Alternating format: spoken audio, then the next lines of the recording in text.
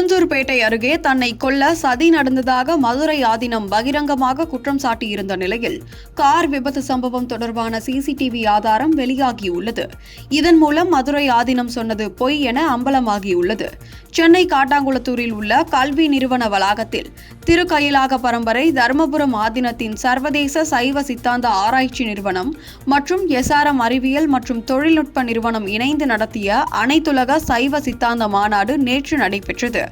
இதில் மத்திய அமைச்சர் ஜே.பி. நட்டா, ஆளுநர் ஆர்.என். ரவி, தர்மபுரம் ஆதீனம் உள்ளிட்டோர் பங்கேற்றனர். இந்த நிகழ்ச்சியில் பேசிய மதுரை ஆதீனத்தின் 293வது பீடாதிபதியான ஸ்ரீ ஹரிஹர ஸ்ரீ ஞான சம்பந்தேசிக பரமாச்சாரிய சுவாமிகள் தன்னை கொலை செய்ய கார் விபத்து மூலம் சதி நடந்ததாக குற்றம் சாட்டினார். மேலும் மாநாட்டில் கலந்து கொள்ள வந்த தன் கார் மீது உளுந்தூர்பேட்டை அருகே மற்றொரு கார் உரசி சென்ற நிலையில் இது திட்டமிட்ட சதி, தன்னை கொல்ல விபத்தை ஏற்படுத்தியதாக மதுரை ஆதீனம் குற்றம் சாட்டினார். பேரிகார்டை உடைத்துக் கொண்டு வந்தனர்.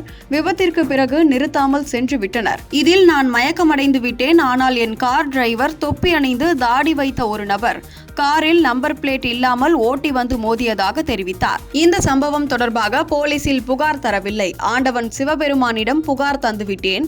இந்த நாட்டில் சிறுபான்மையினருக்கே சலுகைகள் அதிகம். என் புகாரை எடுக்க மாட்டார்கள் என மதுரை ஆதீனம் பகிரங்கமாக குற்றம் சாட்டியிருந்தார். இந்த நிலையில் இதுகுறித்து விசாரணை நடத்திய கள்ளக்குறிச்சி போலீசார் விளக்கம் அளித்தனர்.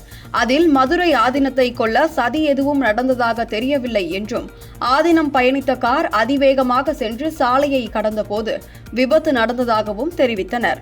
மேலும் மதுரை ஆதீனம் பயணித்த வாகனத்தின் ஓட்டுநரின் கவனக்குறைவே முழுக்க விபத்துக்கு காரணம் என்று போலீசார் தெரிவித்தனர்.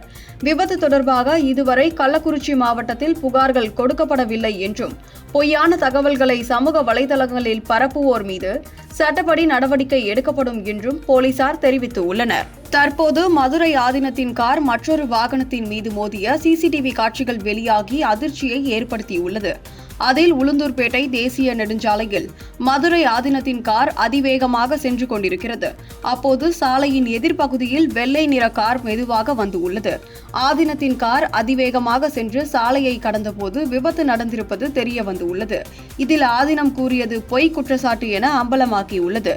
சான்றோர் குரல் செய்திகளுக்காக செய்தி வாசிப்பாளர் கீதா.